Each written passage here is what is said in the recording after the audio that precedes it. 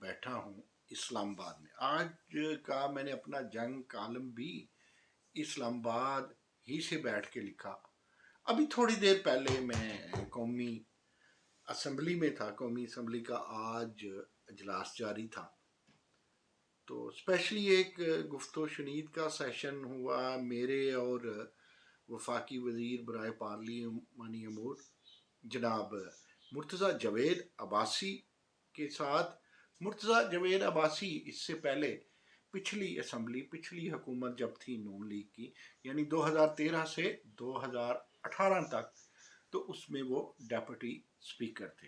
खासा उनका तजर्बा मामलात को और सारे जो तफवीज़ कार है असम्बली की, और असम्बली के नीचे जो जितने सेक्रेटरी से लेके शोबा जात हैं मुख्तलिफ, उन सब से वो अच्छी तरह आशना है। और नून लीग ने एक अच्छा फ़ैसला किया, उन्हें पार्लिमानी अमूर का वफाकी वज़ीर बनाया। मेहनती भी है। जितनी रौनक आप मुर्तज़ा जावेद अब्बासी के मिनिस्टर चैम्बर में देखेंगे, या जितनी रौनक हमने जब मुख्तलिफ औकात में पार्लियामेंट में हम आए, तो हमने देखा कि उनका जो डेप्यूटी स्पीकर वाला चैम्बर था, मेला वहीं लगा हुआ था। हम बहुत सारे वज़रा का जानते, डॉक्टर ख्वाजा आसिफ हैं, किसी को नहीं मिलते। साद रफ़ीक है, अवामी बनते हैं, तालब इल्म रहनुमा है, हमने लोगों की ज़ुबान पे शिकवे देखे हैं, किसी को नहीं मिलते। इसी तरह राणा सनाउल्लाह है, तो राणा सनाउल्लाह के चेहरे से भी हमें कभी कभी वो तकब्बुर इमरान खान जैसा लगता है।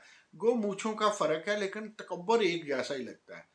तो मेरा ख्याल है, मैं अक्सर ये कहा करता हूँ, सियासत वो है या सियासतदान वो है जिसमें फरासत है, रियाजत है और इज्ज है।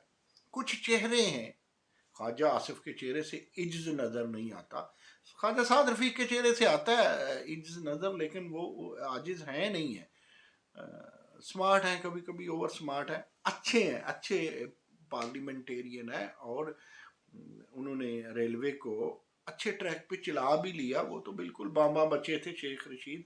लेकिन राणा सनाउल्लाह का हमें कोई समझ नहीं आई कि किन सूड़ियों में है। अच्छा, अगर पीटीआई इन लोगों को इसी तरह बिजी रखती है, जिस तरह मतलब कभी जलसे से जुलूसे से राणा साहब सीख पा होते हैं, राणा सनाउल्लाह गुस्से से जवाब देते हैं, तो जब बंदा गुस्से में हो, जब नॉर्मल ना हो, तो मिनिस्टर हो या कोई भी, तो फिर जनाब कभी कारकर्दगी अच्छी नहीं होती। देखिए, मेरी बात में कभी सनसनी तो होती नहीं। मैं कहूँ कि ओ जी मैंने व्लॉग करना है इसकी रेटिंग के लिए, मैं पार्लियामेंट हाउस आया, वहाँ ये हो गया, वहाँ वो हो गया, वहाँ हवा बन गई, वहाँ थरथराहट आ गई, वहाँ छाती ले, ऐसी कोई बात नहीं। हमेशा कौमी असम्बली का जो माहौल मैं गुज़श्ता 8-10 साल से देखता आ रहा हूँ, डिसेंट होता है। मैं आज जिस मौजू पे गुफ्तो शनीद हुई मुर्तज़ा जावेद अब्बासी से, तो मैंने उन्हें कहा कि जनाब अब्बासी, आप हज़ारा से इलेक्शन लड़ते हैं, हज़ारा डिवीज़न है, एबटाबाद 1 है गालबन, एबटाबाद से वो MNA है, पिछली दफ़ा भी MNA थे, ज़ाहिर है तभी डिप्टी स्पीकर थे ना। तो वो खानसपुर से लेके वो जो सारा एरिया, अगर हम आते हैं एबटाबाद की तरफ, तो इन्हीं का आता है। देखना ये है कि केपी में क्या अपना कोई किरदार अदा कर सकते हैं मुर्तज़ा जावेद अब्बासी? डेफिनेटली कर सकते हैं।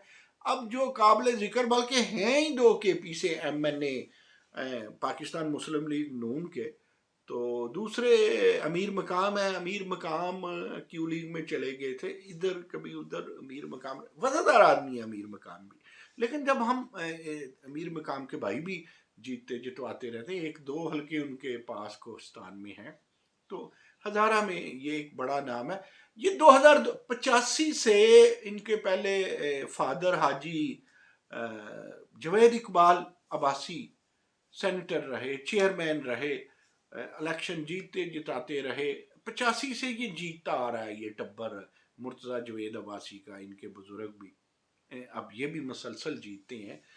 तो मुस्लिम लीग नून क्यों नहीं इन्हें देती कि ज़रा ये कोई तंजीम साजी करे, तंजीम साजी चले, भले ही मुस्लिम लीग नून कर ले, तो इनको टारगेट दें, ये चीफ मिनिस्टर के कैंडिडेट हों, इन्होंने सीख लिया डिप्टी स्पीकर के तौर पे, पार्लिमानी अमूर के तौर पे, और ये کے پی کو سوال ہے. دیکھیں کبھی کے پی بڑا اس میں سب رنگ تھے سیاست کے، سرخے بھی تھے سبزے بھی تھے، مولانا فضل الرحمان بھی تھے، اور اس کے علاوہ سمیع الحق گروپ کے جمعیت علماء اسلام بھی تھی، جمعیت علماء اسلام بھی ہو، اے این پی بھی ہو، عوامی نیشنل پارٹی، یعنی باچی خان کا خاندان بھی نظریاتی طور پہ وہاں، پیپلز پارٹی بھی موجود ہو.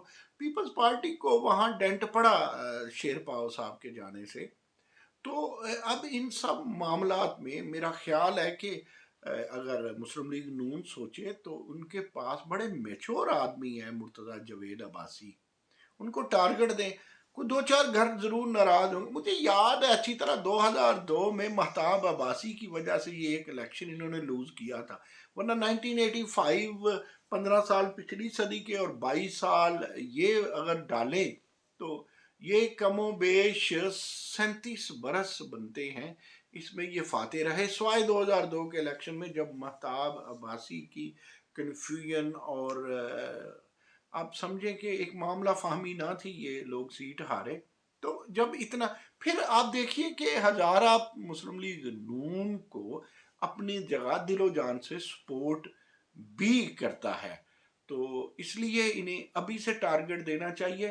صوبوں کی سیاست ہو رہی ہے جی، صوبوں میں پیپلز پارٹی نے مسلسل آپ دیکھیے 2008 کے الیکشن میں، 2013 میں، 2018 میں سندھ بچائے رکھا. اسٹیبلشمنٹ کی وجہ سے پنجاب جو ہے وہ چھن گیا مسلم لیگ نون سے، حالانکہ 85 سے لے کے آن ورڈ ایک دفعہ پیپلز پارٹی نے جنیجو لیگ کے ساتھ مل کے 1993 کے الیکشن میں صوبہ لیا تھا، یا پھر 2002 میں پرویز مشرف نے صوبہ سونپا تھا، یا پھر اب کے الیکشن میں عدی اکثریت یہ تھی، وہ آزاد امیدواروں کو ملا کے تو جہانگیر ترین کا جہاز کام کر گیا.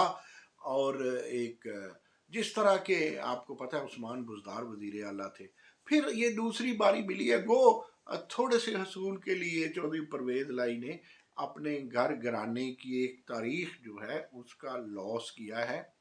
لیکن میں نے اپنے پچھلے اپنے ولاگ میں کہا تھا کہ مونس لائی اور پرویز لائی کبھی بھی، اور یار انہوں نے اپنے حلقوں میں اربوں کے پروجیکٹ دیے ہیں، وہ اسمبلی توڑ سکتے ہیں؟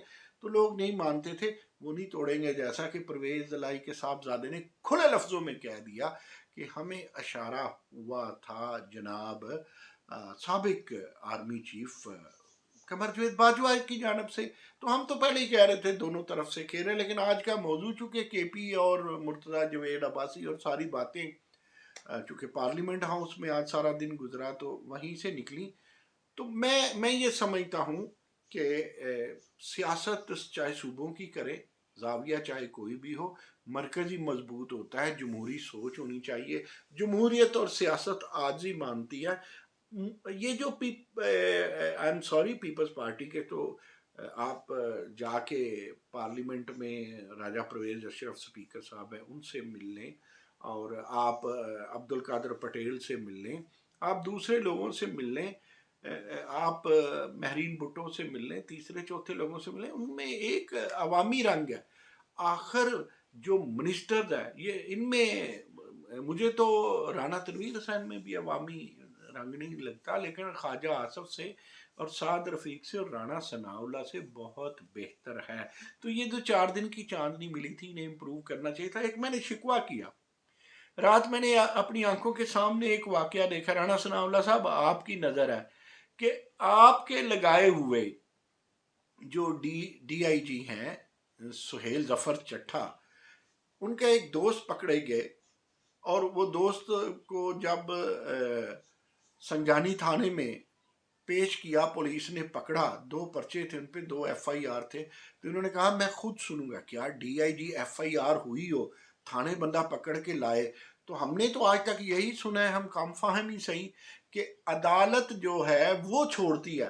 اریسٹڈ مین اریسٹڈ، یا اگر تو ان پہ وہ بیلیبل ہو ان کا آفینس، یا نان بیلیبل ہو، یا واٹ ایور جو بھی آپ قانون کی زبان میں کہیں، یہ کہاں اجازت ہے آئی جی یا سہیل ظفر چٹھا جیسے لوگ فون کر کے ایک بندے کو چھڑا لیں. یہاں اس کے پیچھے یا سفارش ہوتی ہے یا پیسہ ہوتا ہے یا قوت ہوتی ہے، اور تو کوئی چیز نہیں ہوتی.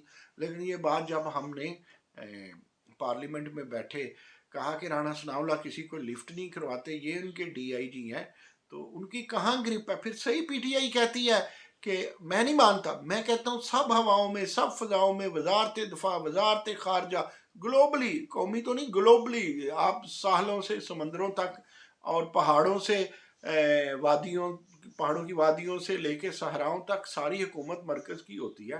لیکن واقعی وہ جو 27 کلومیٹر کا آئی جی ہے وہ تو اتنا ہی ہوتا ہے نا حکومت یہاں، نہ اسلام آباد کا آئی جی اور اسلام آباد کا ڈی آئی جی. تو رانا صاحب آپ کا اس پہ واقعی کنٹرول نہیں ہے کہ وہ اس طرح ملزم چھوڑتا ہے. یہ ایک عجیب چیز ملی.